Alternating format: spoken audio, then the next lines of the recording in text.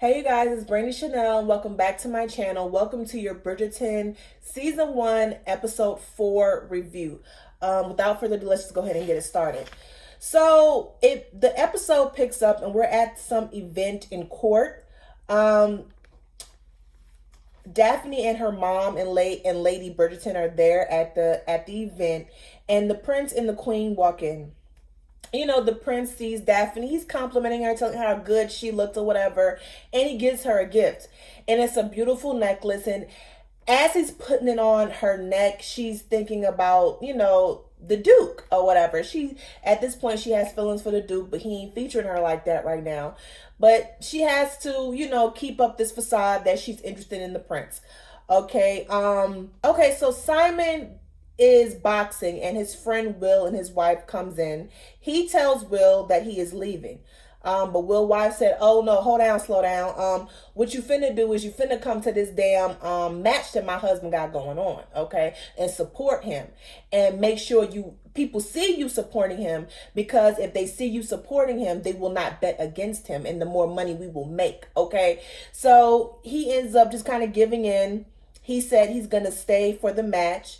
And then we're at the Featheringtons' house, and Lord Rutledge is there, and he's checking out Marina up and down like she's some damn statue or whatever, or a painting that he's trying to buy. And he's trying to see if she's gonna be good for him or whatever. Honestly, he's so damn old, he has really no other options but Marina, okay? And Lady Featherington is trying to push him on Marina, but she's really not having it. And she's telling, her husband, like, why can't we just send her to the father? And he was sending her back to her father. He's like, no man, no turkey, no ham. She gonna stay her ass right here, okay? So there's a suitor that comes to the Featherington household, and he's interested in one of the Featherington daughters, which is a shock because they are so tacky and no one really, no one's been featuring them all season. So they're just happy that somebody is coming to pursue them, right? Daphne and Eloise meet up, and they're talking about, this is why I like Eloise, because Eloise is very opinionated and she's very educated, and she's kind of just venting to Penelope like, everyone is, surrounded themselves with Daphne because she's the next one to marry. And she's like, well, I'm glad they are, because next is gonna be me, and I'm not trying to get married. I'm trying to be educated. And she talks the importance of her being educated and how she doesn't want to marry. And that's why I love a character like Eloise is very important, because she has a mind of her own. Is in this type of show where the time period is during a time where women were only supposed to marry, but you have Eloise who's like, no, I don't want to do that. I think it's important to show a different perspective during these times. Where are we at? So Daphne and the prince go to the fighting match. Okay, now this is Will's fighting match. So she sees the Duke, and the Duke see her, and of course they're exchanging looks or what have you. The Duke obviously sees that Daphne is there with the prince, and he feeling some type of way. She see him during the fight, and he rolling up his sleeves, he looking all good and shit. So she looking at him like, damn, I wish I had that, but I can't have that because I'm with this motherfucker. This was Prince. I'm trying to be a princess, and he ain't featuring me like that. So we have all that going on. Of course, Will wins the fight. Lord Featherington, I got here, Lord Featherington owes people for the fight. Now, a bit of information is important. It's going to be important throughout this episode. Lord Featherington is seen, at the little club house or wherever they're at, and he's telling a bunch of people, I owe you whatever case may be. I just need 2 days to come up with it. So he owes people for this money, which means he's in debt. So that information is important throughout the episode. We'll find out later why. Oh, so Benedict and Mr. Granville, the artist, they talk, and he invites Benedict to his studio, which is also important. Anthony and Simon talk, and basically, Anthony's telling him, now I understand why you and my sister, we're talking. Now she has many suitors or whatever. Simon tells him he's leaving And then as they're talking, the prince walk up, and basically we know from the next scene that he tells uh Antony that he's wanting Daphne's hand in marriage. Okay, so the next scene we see is Daphne getting ready for this ball. And Daphne's mom walks in, and she's basically telling her, I really wanted you to marry for love. You don't have to, marry the prince. And Daphne has on the necklace that the prince gave to her. And her mom's like, well, what is the duke gonna think? And this is when Daphne tells her mom, all that stuff me and the Duke was, doing, it was all for pretend. It was all a ruse. We really wasn't courting each other. It was basically an agreement for me to get more suitors, and for the mothers of all the debutantes out here to leave him the fuck alone during the season. If they see him with somebody, they'll leave him alone. And I became more desirable. Her mom is really not buying it. She's like, well, I saw the chemistry between you two. Yeah, it may have been fake. It may be in ruse, but the chemistry was real, honey. Okay, so Lady Danbury is talking to the Duke. They're, I think, at her house, I guess I want to say, or her palace, or whatever the case may be. And she's kind of expressing her disappointment with the Duke. Okay, you saw there was a perfectly young woman, and you let her go. You let her slip through your fingers, and now here she gonna go with the prince. And he basically telling her love doesn't exist. You can love somebody 1 minute and then change your mind. And he walks off. Okay, so now we're at the ball, and the Featheringtons walk in. Lord Rutledge sees Marina. He sees Marina, and he asks her to dance. Of course, Marina ain't featuring him like that. She don't want nothing to do with that motherfucker. Okay, she don't want nothing to do with that old dusty rusty man. Okay,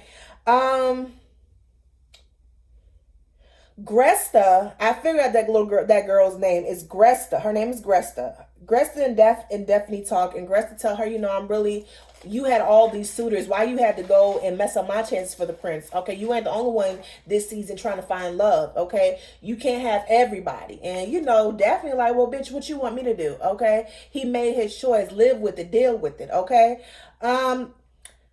Benedict goes to Granville's art studio. Okay, and what I also love Benedict. Okay, Benedict's one of my favorite characters as well, because just like Eloise, they seek something different other than society. So he goes to this art studio for Mr. Granville, and it's completely different. You got new women here. It's a more loose environment. And it's pretty much different from the uptight society that he's used to. It's very loose, it's very calm. You can be yourself. He can smoke. You know what I'm saying? It's very much so his type of lifestyle, the one that he wishes to live. Okay. So we're back at the ball, and we see Sienna performing, and Antony obviously sees her, and they exchange looks or what have you. And Lady Bridgerton then comes, and introduces him to a debutante, because she see that he's looking at Sienna. And I put in my notes, why does Lady Bridgerton want Daphne to marry for love, but not her sons? Okay, and that is because Daphne has potential to marry a prince or a duke. So they're definitely, part of society. As a matter of fact, they're an upgrade. Antony marrying Sienna, or Benedict marrying, the little seamstress, that's a downgrade. Even though they love these people. Well, I know Antony loves Sienna. They're a downgrade. They're working women. They're not part of society. They're not debutantes. So I don't understand why it's okay for, Daphne to marry for love, but she's marrying a duke, so that's okay.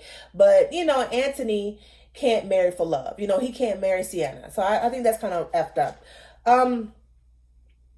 So one of the Featherington daughters run up to Lady Featherington and let them know, and she lets her mom know that the guy that was interested in her ain't interested in her no more, because her dad said something to him.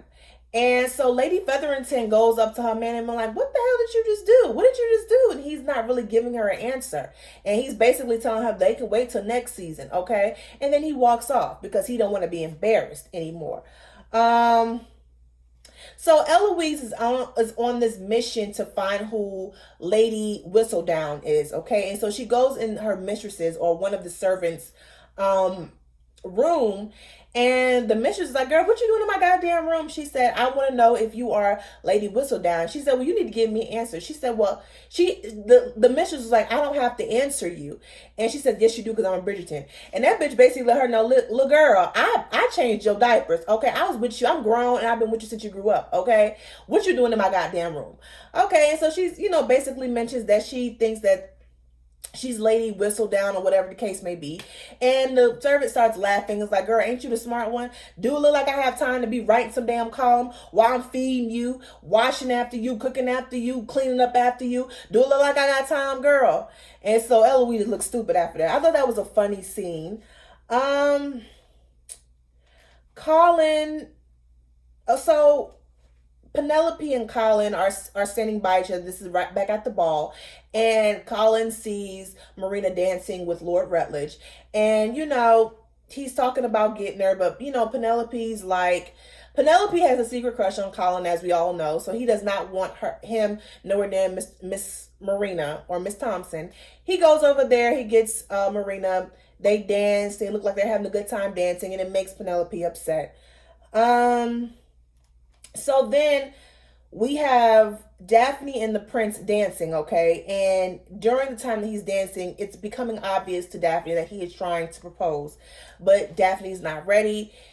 She starts getting kind of flustered and kind of gets anxious and nervous. And she kind of just runs off. And when she runs off, she runs into the Duke. And he said he was there because he wants to tell her goodbye. She's like, man, I don't need your fucking apology, motherfucker. You weren't worried about me when you broke up with me and saying we weren't friends. So all of a sudden now you want to say goodbye. I don't need your damn goodbyes. I'm about to be a princess, okay? I'm about to be a princess, okay? Fuck you, okay? And, she was like, I'm going to be happy and this, that, and the third. And the dude was like, are you going to be happy? Then she gets all upset. He's questioning her. She tells him to leave. He don't damn leave. Instead, she leaves. She runs off into the garden and he runs behind her. So during this time when he finally grabs her, they look deeply into each other's eyes, honey, and he kisses her, okay? He kisses her. So he, at first he didn't know what happened, and Daphne looking all kind of crazy, and he thought he fucked up. So he was like, I'm sorry. Little do he know she ready too. Okay, she kisses him, and while they're kissing and filling up on each other, he filling up on her titties and her non-ass. So then the brother sees it. Anthony, the big brother, he sees it. Okay, Anthony sees it, and he tells him, okay, he punched him in the face first, for messing with his sister. But he says, okay, now you done did this, you gonna marry her because you potentially could have ruined her. So now you gonna marry her. And he told her, no, I can't marry her. I can't. We find out later. Well, we already know why he won't marry her, but she don't know. And Anthony don't know. And, Anthony's like, well, fuck that shit. Since you won't marry my sister, I'm going to kill you at midnight. And that's not what he said. He said they were going to have a dune. And so they were supposed to meet at midnight on this dune, okay? So they leave and they go back to the ball. And as Anthony is telling the brothers that he has to take Daphne back home, Gresta, she walks up to Daphne and was like, did you have a good time at the garden? And that don't register to Daphne yet, okay? But that is important information to know down the line, okay?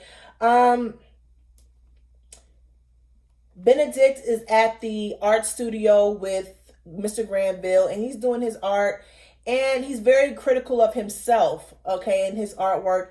And, Mr. Granville's like, no, I still don't think that my art is all that good.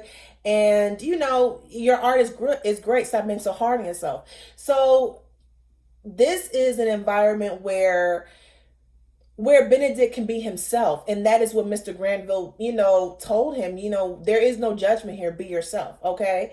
So then we are at Lady Featherington's house. She's looking through Lord Featherington's paperwork, all his books, to find out what's really going on, because the man been acting funny. So she's looking to see what's going on. Penelope and Eloise are talking. Now, Penelope and Marina are talking, and Marina is going on and on about Colin, how great he was, what a great dancer he was, how funny he was, and how he was a good gentleman, someone who she would love to marry, or someone who she thinks will propose to her. And Penelope is like, he's a bit too young for you. And of course she's saying this because she does not want them to marry, because she has a crush on Colin. But Marina's like, yeah. He's a good guy. I would love to marry him. That leaves Penelope all mad and flushed and upset. And as she's getting ready to go to bed, Eloise is, tapping on her window. She goes downstairs to go see Eloise, and Eloise is going on and on about, trying to find Lady Whistledown. And Penelope like, girl, I ain't got time to be listening to all that. Girl, I'm trying to hurry up and get married. It's my season. She said, you don't care about getting married. I do care about getting married. And so they have a back and forth, and Penelope says, I have to care about stuff like this. Everybody is not a pretty Bridgerton. And that kind of hurts Eloise's feelings because she considers herself to be more than just a pretty female. She's very intelligent, so she considers herself to be more than that. And the fact that her friend only sees her as that kind of gets her upset, okay? So we back at the Bridgerton household. Anthony is back, and he's talking to Daphne, and he's basically treating her like a child. I'm not mad at you. It's not your fault. She said, don't talk to me like I'm a child. And just because I'm a woman does not mean I didn't know what I was doing. Okay. I kissed him too. Okay. I wanted to kiss him. Okay. So you don't have to do you don't have to treat me like a child. And so he tells Benedict what happened, and he agrees, and Benedict agrees to be his second during the Dune. Okay. He basically lays out all his affairs to Benedict. Then the Duke goes to get a drink, and Will shows up, and he tells Will what happened, and Will's like, I'm your ride or die. Okay, I'm gonna be your second. Okay, he didn't ask Will to be his second, but Will volunteered because that's his friend. He ain't gonna have his friend just die or whatever. Anthony go visit Sienna, and basically he's telling her that if he makes it to nightfall, so the thing is, if he kills the Duke, he has to run away because the Duke, he's high royalty, okay? So there's going to be some motherfuckers looking for him if he kills the Duke, okay? So he's basically saying he has to run away. And if he runs away, he wants to run away with Sienna, and they can go to a place where they can live freely and be themselves, okay? And he sells her on that because she was ready to let his ass go. He sells her on that. And of course they end up fucking. Her mouth gets on my nerve. When they kiss, her whole mouth be open. Like, girl, close your mouth, girl. So yeah. And Lady Featherington, because earlier I said that she looked through the books. So she's back at the house. She's in Lord Featherington's office, and she done found out that he owe a whole bunch of debt. He done sold his girl's dowry or trust fund, and they ain't got no money, okay? And so she telling him, how you gonna fix this, boo? You got us in this mess, how you gonna fix it? He started crying, and he was saying, I don't know what to do, and she just like, the fuck? So that was one thing, and that's important as well. Daphne goes to Colin and asks, where is the Doom gonna be? And, he's trying to say, I'm not going to tell you because, the Duke, he dishonored you. So he deserves what he gets. Okay. And as they're talking, Daphne remembers what Gresta told her. So remember when I told y'all that Gresta asked her about what happened in the garden. So, Daphne put two and two together and was like, oh, she found us. So she tells us to Colin, and then they both go off to go find where the Dune is going to be between Anthony and between the Duke, okay? So they're at the Dune, and, Anthony is basically telling, Benedict, if something happens to me, there is a young lady who needs to be taken care of, and please provide for her. He tells him about that, and, he's talking about Sienna. Then the Duke and Will come. They get ready for this Dune, honey. And so they start off together, and they walk off. They both have their guns in their hand. And as they turn to face each other, the Duke has his hand up. So he's not going to fight. He's just waiting to get shot. He was willing to die. So as Anthony pulls the gun, freaking Daphne comes, and she writes in the middle. She falls off her horse. Everyone wants to see if she's okay. We all know she's okay. She gets up, asks the Duke to talk to her, to talk. And she tells the Duke, hey, we were caught, and if you don't marry me, I'm ruined. Ain't don't nobody want no hoe. Okay, so you will have to marry me. Okay. He basically told her, no, girl, I ain't finna marry you. I'm not gonna marry you. And, she's like, well, dang, do you hold me in such low regard? And he says, because, he held her in such high regard is the reason why he will not marry her. And basically, he tells her the reason why he won't marry her is because he can't give her kids. Listen to what I'm saying. He told her that he can't give her kids. Not that he won't, that he can't. So in Miss Daphne's mind, okay, she's thinking he is medically and physically unable to give her kids. Okay.